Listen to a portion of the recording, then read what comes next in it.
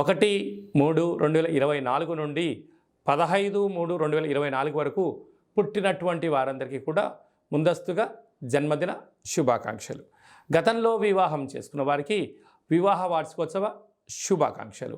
ద్వాదశ రాశుల్లో గ్రహ గమనాల్ని ఒకసారి వీక్షింపచేద్దాం. మీనరాశి వారు మహాశివరాత్రి పండుగ సందర్భంగా, ఆదివారం అమావాస్య సందర్భంగా ఎలాంటి విధి విధానాలు పాటించాలో ఈ వీడియోలో సవివరంగా సంపూర్ణంగా తెలుసుకుందాం.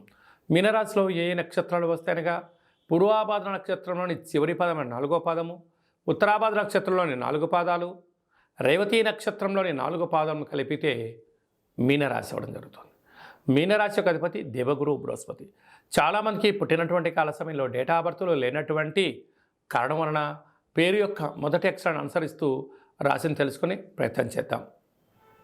ది, దుమ్, షం, జా, ధా, దే, దో, చా, చి అక్షరాల వారందరూ కూడా మీనరాశి జాతకులే. వీరికి ఒకవైపు ఏళ్లనాటి శని సంచార స్థితి జరుగుతున్నో, రాశిలోని రాహు, ధనస్థానంలో గురువు, సప్తమంలో కేతువు, లాభంలో కుజశుక్రుల కలయిక, వ్యయంలో రవి బుధ శని సంచార స్థితి ఉన్నప్పుడు వృత్తులలో, ఉద్యోగాల్లో, వ్యాపారాల్లో మంచి మంచి అవకాశాలు మీ ముందర కనపడుతూ ఉంటాయి.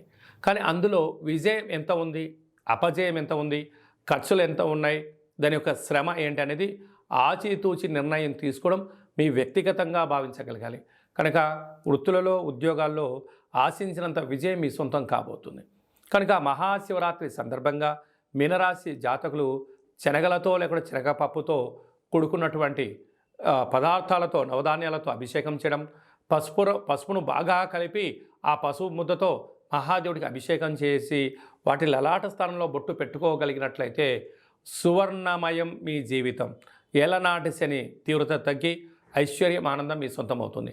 ఆదివారం అమావాస్య సందర్భంగా తెల్లజిల్లెడు వృక్షం దగ్గర పూజ, ఇంట్లో కూష్మాండ దీపము, కాళభైరవ హోమంలో పాల్గొనడం వలన మీకు మృత్యు, అపమృత్యు, ఆటంక దోషాలు, శత్రు ప్రభావాలు తొలగిపోతాయని చెప్పి గమనించాలి.